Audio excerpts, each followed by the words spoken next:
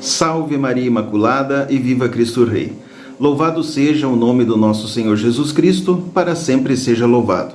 Seja muito bem-vindo ao nosso canal, faça sua inscrição, acione o sino de notificações, deixe o seu comentário e também compartilhe esse vídeo com seus amigos.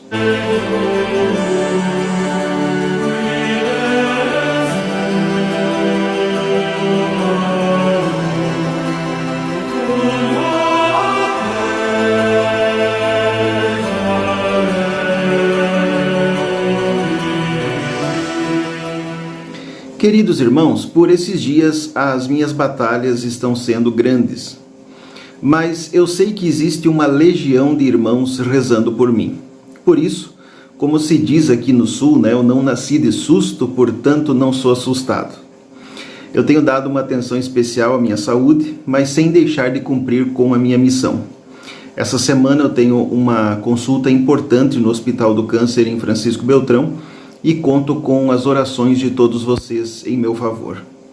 E se for possível, se você puder, faça uma contribuição e ajude o nosso apostolado.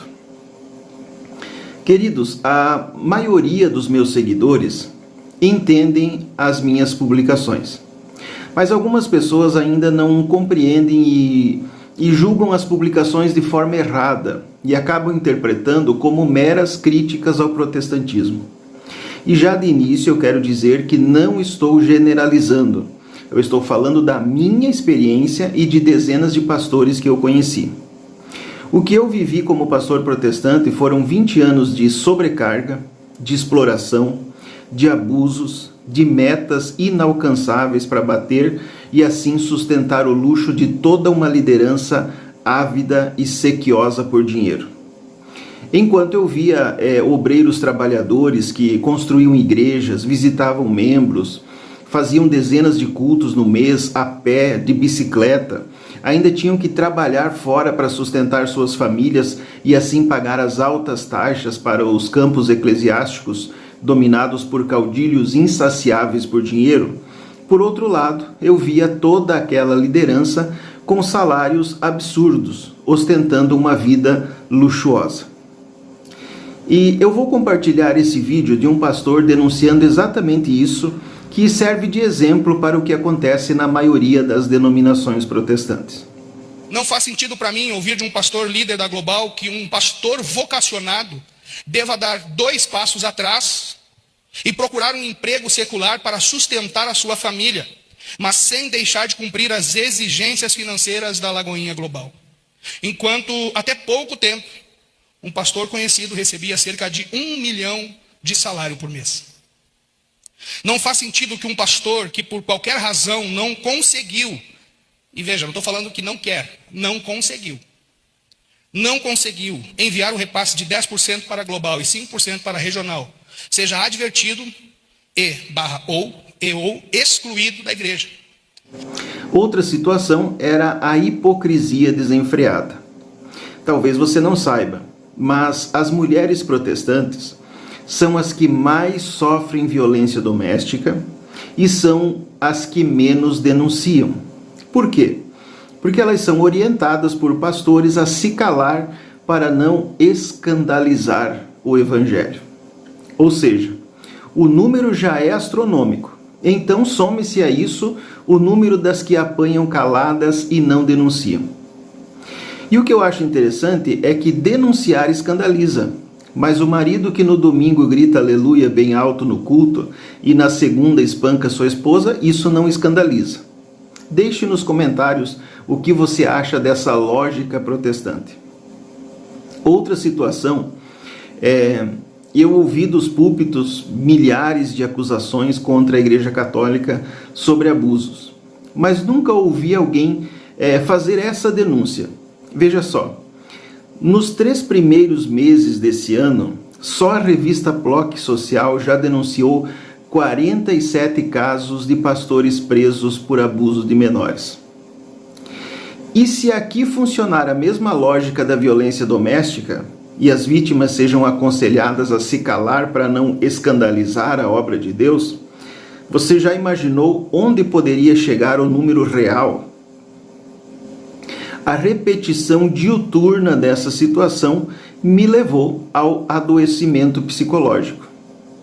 E agora eu quero falar com aquela parte dos meus seguidores que não compreendem a minha postura e que acham as minhas críticas, às vezes, exageradas.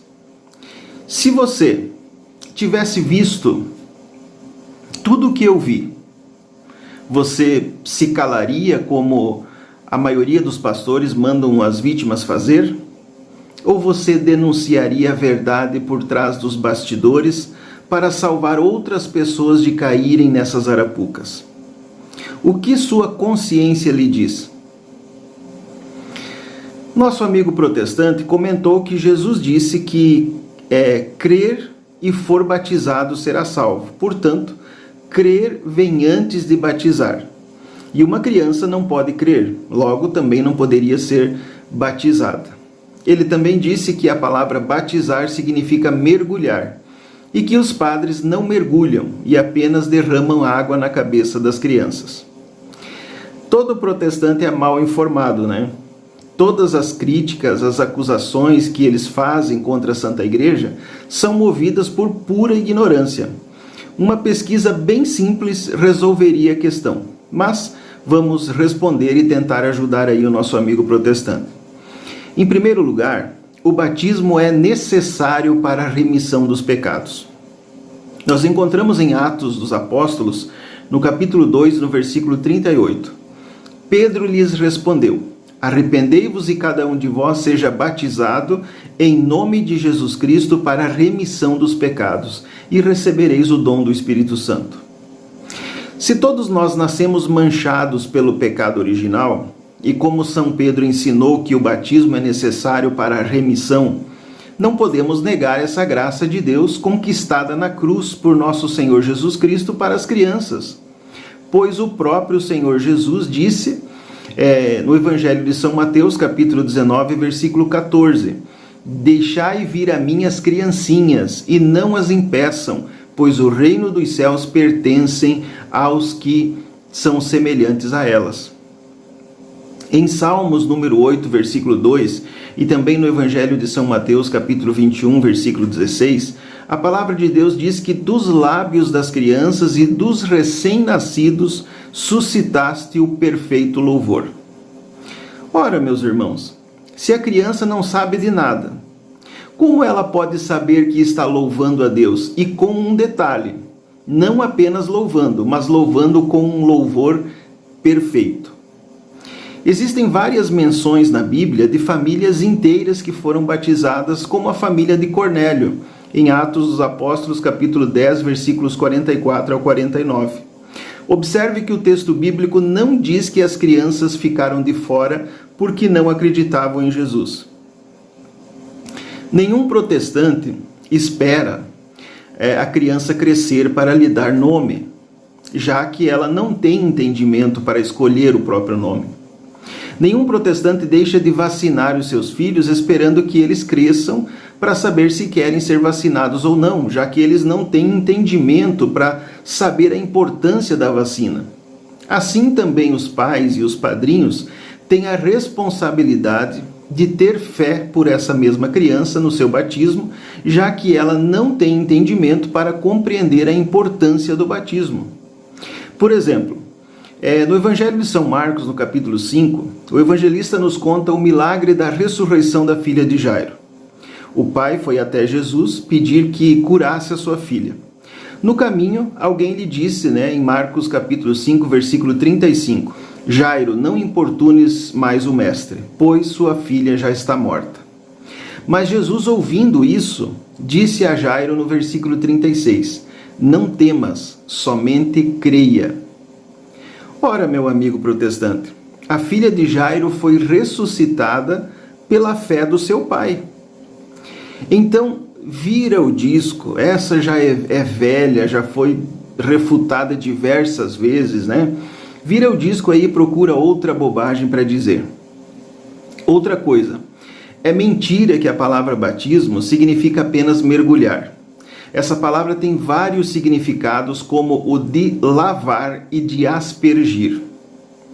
E eu já vi católicos sendo batizados por imersão, como aspergir e imergir têm o mesmo sentido na questão do batismo, a Santa Igreja tanto asperge a água, em alguns lugares, como também imerge, ou seja, mergulha. Se você não viu, então assista. Oui. Je te baptise au nom du Père et du Fils et du Saint-Esprit.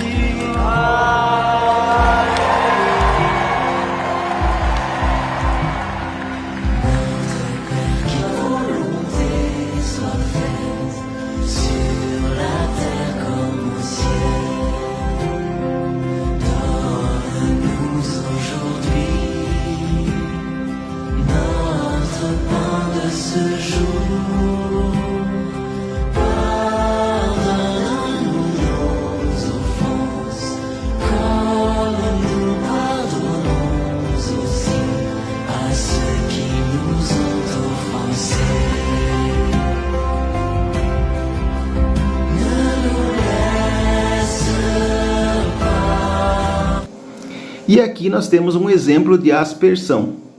Batiza-me, Senhor, no teu Espírito, pois minha alma sedenta está. Batiza-me, Senhor, no teu Espírito, pois minha alma sedenta está. Ó água viva, ó água pura, fecundar meu coração. Um conselho, amigo Maurício. Tem que ler a Bíblia um pouquinho mais. E para encerrar o vídeo de hoje, vamos acompanhar mais um testemunho de conversão para a Santa Igreja Católica Apostólica Romana.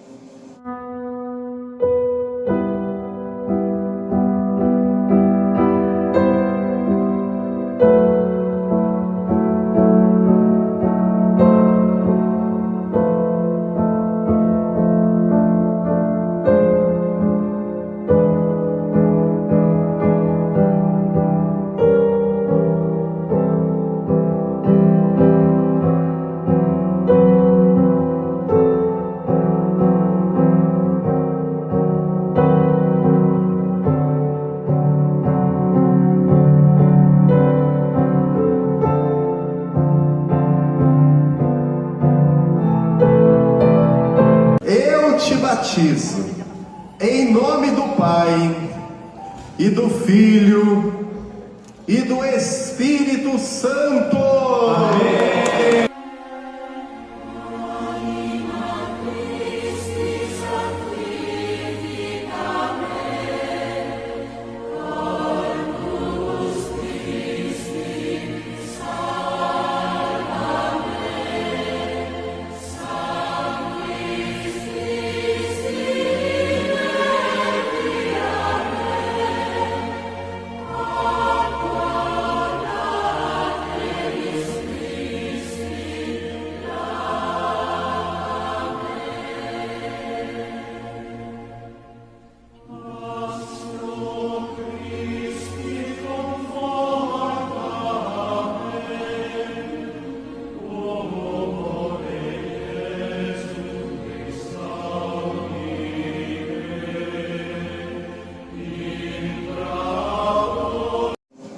Que com essas palavras você tenha um dia abençoado, um dia repleto da graça de Deus. É o desejo do meu coração, no nome de Jesus.